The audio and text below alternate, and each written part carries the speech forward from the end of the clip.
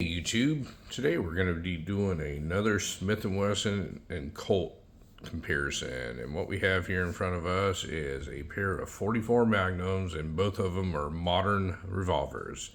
So what we have here is we have a model 29 Smith & Wesson and we have a Colt Anaconda.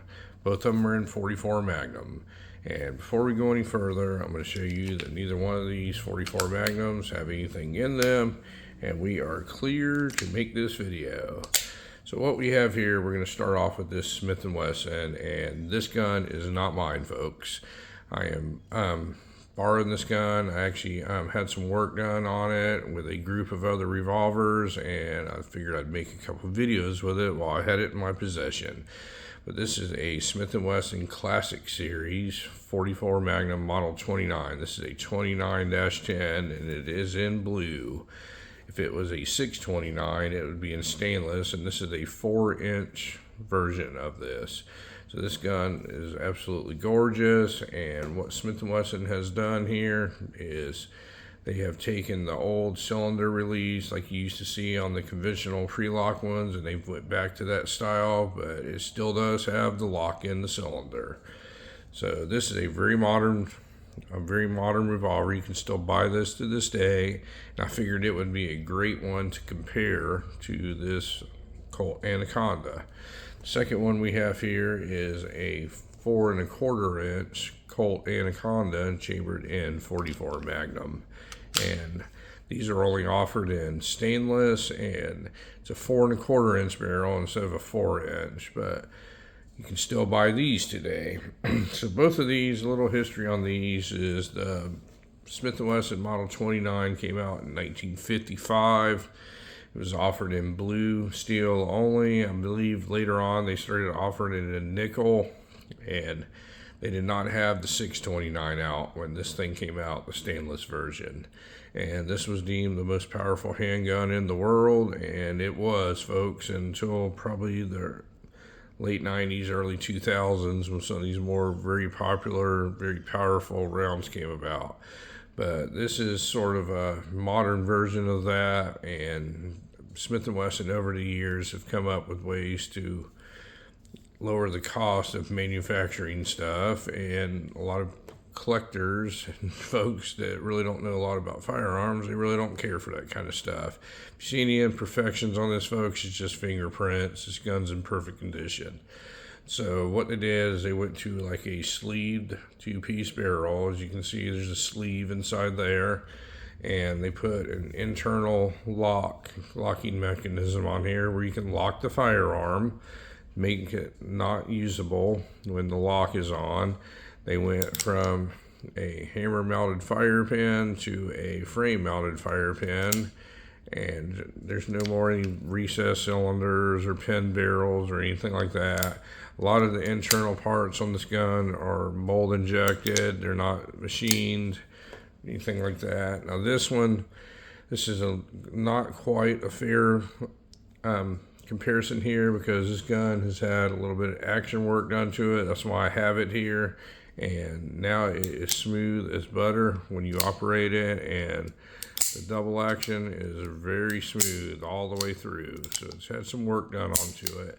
Before this action work was performed on this, if I'm being honest with you, this is probably the worst trigger I've ever felt on a revolver. I mean, this thing had to have a 15-pound pull on it. It was horrible.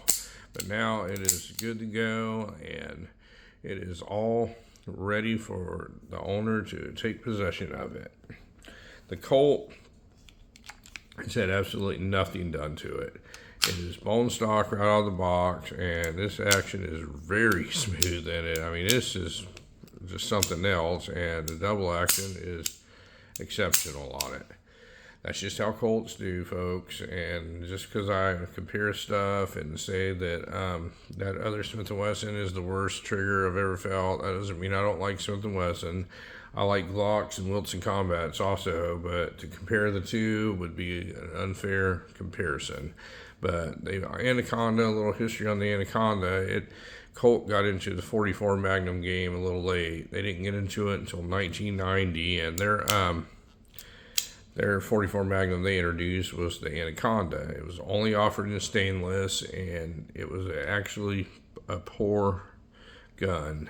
And I have videos comparing an old Anaconda to the new ones.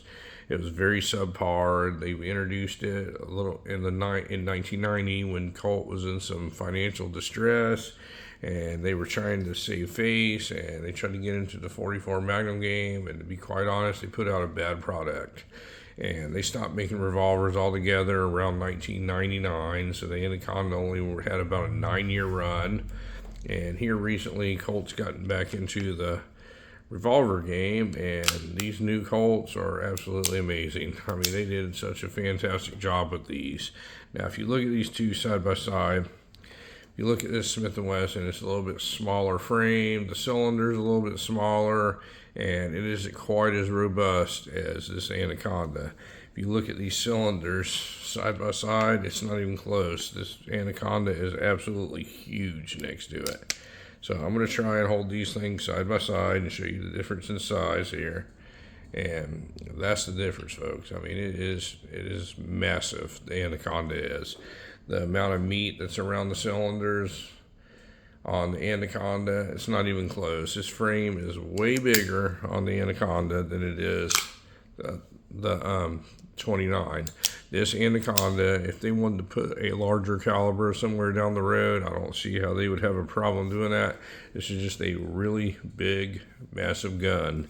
Now, that doesn't mean that the Smith & Wesson is not equally as strong. I don't think it would handle like a larger caliber, but this is definitely a lighter gun, a little bit smaller gun, probably a little bit easier to handle, but it is not as robust and everything. Now, as far as build quality, I would say the Colt is finished off a little bit better. If you look around these edges and everything like that, and if you look at the trigger, it's all forged parts. It's got a forged hammer in it, everything like that. There is a couple mem parts, from what I understand, inside this Colt also, but this 29, this is a cast hammer on it, this is a cast trigger on it, and a lot of mostly all the parts on the inside are mem parts. The Colt has a one-piece barrel, and it is crowned on the end of it. It has easily changeable sights and all that.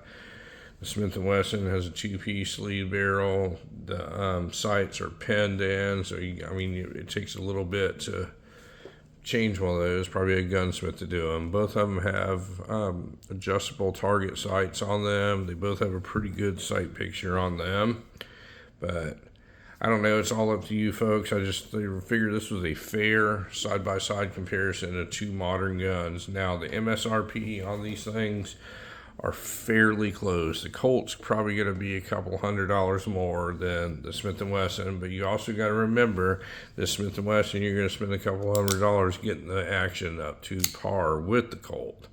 So that's one thing you got to look at. You know, they don't work like this right out of the box. They're absolutely terrible right out of the box, to be honest with you.